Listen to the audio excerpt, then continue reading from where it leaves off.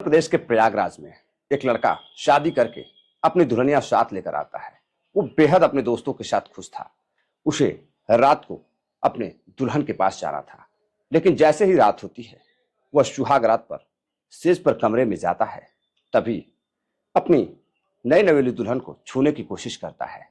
तभी उसकी दुल्हन कहती है कि खबरदार, अगर तुमने मुझे छूने की कोशिश की तो मैं तुम्हें छूने नहीं दूंगी और तुम्हारे 35 टुकड़े कर दूंगी।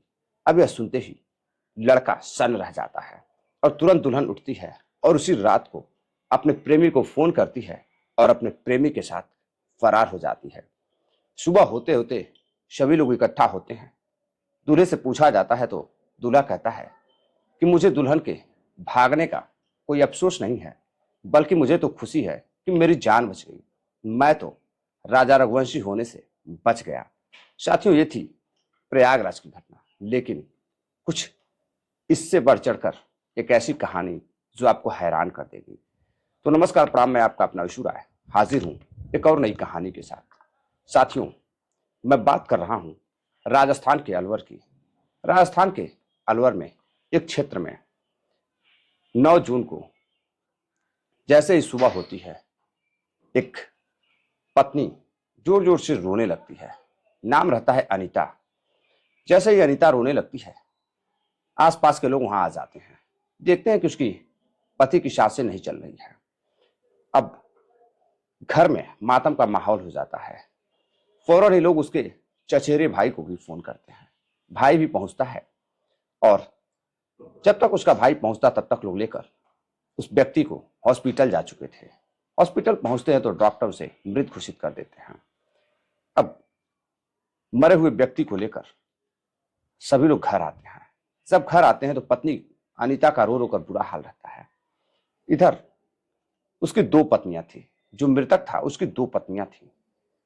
पहली पत्नी दूसरे घर रहती थी, यानी कि जिस घर में मौत हुई थी उससे काफी दूर, और पहले घर पे वो अपने दूसरी पत्नी के साथ रहता था। इधर भाई जब उसकी अपने भाई के चेहरे को देखता है तो उसके दांत टूटे हुए नजर आ रहे थे। अब उसे शक होता है। वह सोचता है कि अगर मौत अपने आप हुई है, फूड पॉइजनिंग से हुई है या फिर हार्ट अटैक से हुआ है, तो इसका दांत क्यों टूटा हुआ है। अब उसे शक होता है। वह पुलिस के पास जाता है और कहता है, साहब, मेरे भाई की मौत हुई है और मुझे शक है कि उसके साथ कुछ अनहोनी हुई है, कोई घटना घटी है, वह स्वयं की मौत से नहीं मरा है। पुलिस वाले कहते हैं कि ऐसा नहीं है, जरूर हार्ट अटैक वगैरह आया होगा। कहता नहीं साहब, उसके दांत टूटे हुए हैं। अब पुलिस को शक होता है। अब जब पुलिस को शक होता है, पुलिस घर पर पहुंचती है तो इधर बॉडी को शमशान घाट ले जाने की तैयारी चल रही थी। पुलिस बॉडी को देखती है तो पुलिस को भी शक हो जाता है।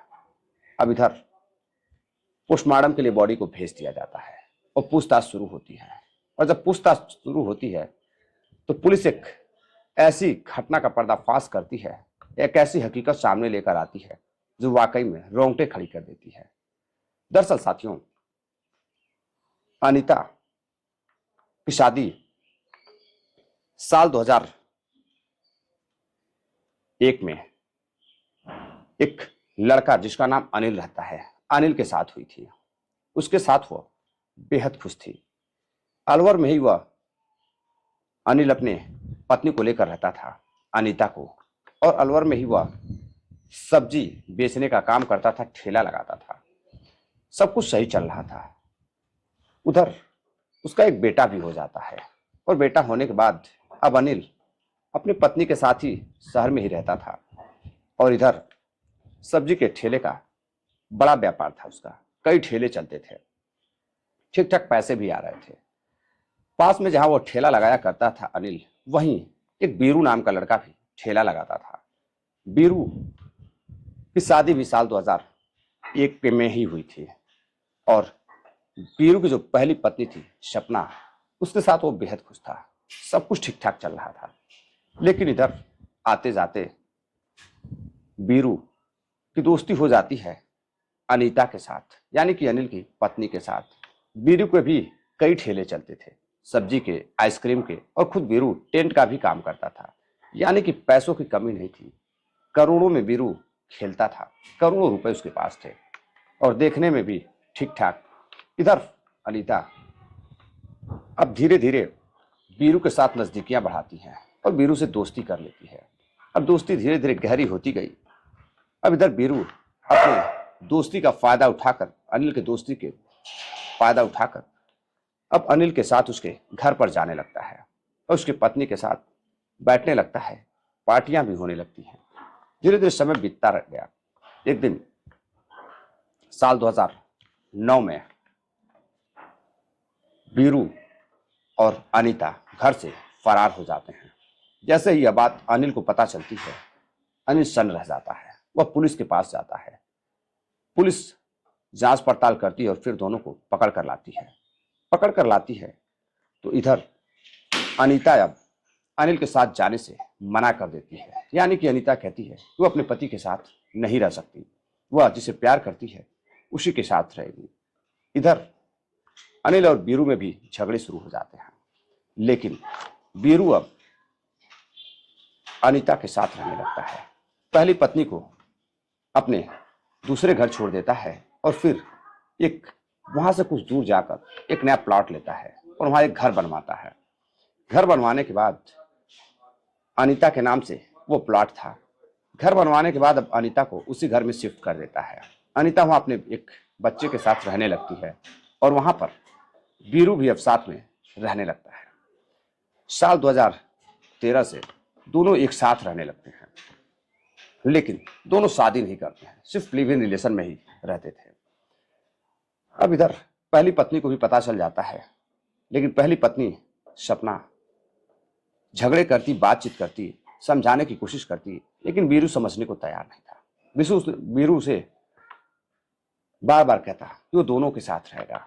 दिन भर अपनी पहली पत्नी के साथ रहता और रात होते ही अनीता के पास चला जाता था।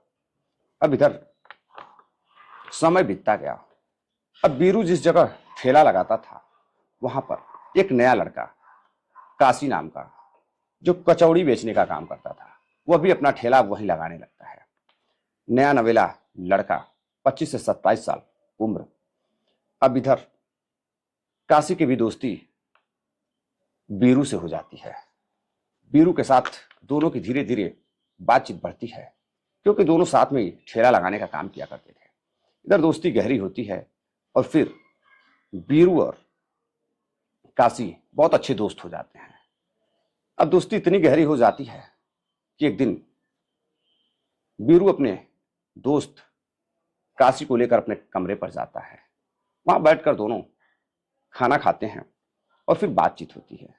और धीरे धीरे जब बातचीत आगे बढ़ती है, रात का समय था, तो इधर अनीता जब काशी को देखती है तो काशी को दिल दे बैठती है, और काशी भी जब उसके खूबसूरत बीवी अनीता को देखता है तो अभी दिल दे बैठता है।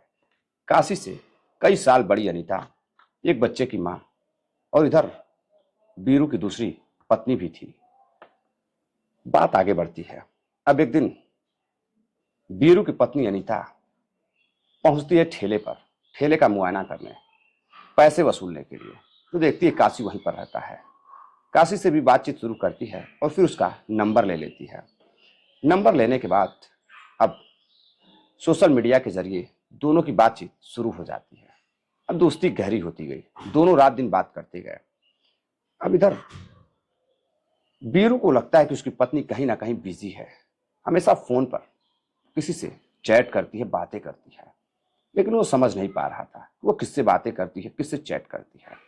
अब धीरे धीरे बीरू के प्रति अनीता का प्यार कम होता गया और काशी के प्रति बढ़ता गया। काशी और अनीता अब दोनों एक दूसरे से मोहब्बत करने लगते हैं, छुप छुप कर मिलने लगते हैं। जब भी बीरू बाहर जाता था किसी काम से, तो अनीता अपने कमरे पर काशी को बुला लिया करती थी। अब इधर दोनों का प्रेम प्रसंग का खेल चालू था। समय बीतता गया, करीब साल से दो साल हो जाते हैं, 4 साल हो जाते हैं। मोहब्बत दोनों की गहरी होती गई, लेकिन बीरू अनजान था। एक दिन बीरू चैट करते हुए देख लेता है, उसे कुछ शक होता है। फिर वो अपने ही पत्नी के मोबाइल नंबर से अपने मोबाइल में व्हाट्सएप इंस्टॉल करता है और अपने पत्नी के नंबर से ही चालू कर देता है। अब जितने मैसेज आते थे वो बीरू पढ़ता गया। अब बीरू सन्न रह जाता है जब वो देखता है कि आपत्तिजनक वीडियो फोटोज सब कुछ अनीता के फोन पर उसी का दोस्त काशी भेज रहा है और उससे अश्लील बातें भी कर रहा है, पति पत्नी की तरह बात कर रहा है। बीरू सन्न रह जाता है। अब इधर बीरू काशी को भी डांट फटकार लगाता है और अपने घर ना आने की सलाह देता है और उससे दूर रहने की बात कहता है और इसके बाद अपने घर जाता है। अनीता को भी डांट फटकार लगाता है और फिर उसका सिम तोड़कर फेंक देता है और उसे एक नई सिम देता है जिसकी जानकारी काशी को नहीं थी। अब इधर समय बीतता गया फिर से धीरे धीरे अब दोनों की दूरियां बढ़ चुकी थी। इधर जब कभी कभार बाहर जाती थी तो काशी से उसकी मुलाकात होती थी। अब मामला ठंडा पड़ चुका था, पुराना हो चुका था। धीरे धीरे अब काशी और बीरू की फिर से वही पुरानी वाली दोस्ती वापस आ चुकी थी। अब दोनों एक दोस्त बन चुके थे। अब इधर पहले वाले बेटे का शादी थी 28 मई को, यानी कि बीरू के पहली पत्नी के पहले बेटे की शादी थी 28 मई को। अब इधर उस शादी में वह अपने मित्र काशी को भी बुलाता है। काशी से कहता है कि मेरे बेटे की शादी है, तुम्हें जरूर आना है। अब इधर सब कुछ सही चल रहा था। बीरू को विश्वास नहीं था कि काशी उसके साथ कुछ गलत कर सकता है। अब काशी बीरू के घर शादी में जाता है, खाना खाता है और फिर डीजे बजना शुरू होता है। तभी काशी जाकर कहता है कि बीरू भाई, मुझे तुम्हारे साथ डांस करना है और गाना मेरी पसंद का होगा। अब इधर गाना लगता है कि तू कल चला जाएगा तो मैं क्या करूंगा। अब यह गाना चलता है और दोनों बीरू और काशी नाचते हैं। अब इधर नाच गाना खत्म हो जाता है, धीरे धीरे समय बीतता है। तभी अब आता है 9 जून साल 2025। 9 जून को बीरू अपनी पहली पत्नी से मिलने के बाद रात को करीब 8 से 9 बज रहे थे, अपनी दूसरी पत्नी प्रेमिका अनीता के पास पहुंचता है और उसके साथ कमरे में समय व्यतीत करने लगता है। रात होती है, तकरीबन 12 बज रहे थे। बीरू नींबू पानी पीकर सो जाता है जो अनीता ने खुद दिया था। अब इसके बाद इधर काशी अपने कुछ दोस्तों के साथ बैठकर शराब पीता है। शराब पीने के बाद रात तकरीबन 2 बजे बाइक से 4 लोग सवार होकर बीरू के घर पहुंचते हैं। घर पर कोई नहीं था, सिर्फ पत्नी और एक छोटा सा बेटा। और इधर बीरू दरवाजा खुलता है और फिर चारों अंदर जाते हैं। अंदर जाने के बाद देखते हैं कि बीरू सो रहा है। पत्नी भी अनीता इशारा करती है और हाथ पैर पकड़कर काशी और उसके 4 दोस्त मिलकर उसका गला दबाते हैं, तकिए से गला दबाते हैं और फिर टावल का रस्सी बनाते हैं और फिर उससे गला दबा देते हैं। और जब वह चीखने की कोशिश करता है तो एक घूंसा जोरदार प्रहार कर काशी उसके चेहरे पर मारता है, जिससे उसका दांत टूट जाता है और वही दांत सबूत बन जाता है उसके मौत का। और फिर इधर सब छोड़कर चले जाते हैं। जैसे ही सुबह होती है, अनीता सबको फोन करने लगती है कि उसके पति की हालत बेहद खराब है। सभी लोग जुटते हैं, उसे लेकर हॉस्पिटल जाते हैं तो डॉक्टर मृत घोषित कर देते हैं। अब इधर बॉडी को लेकर सभी लोग काम करने के लिए, उसका अंतिम संस्कार करने के लिए घर लेकर आते हैं।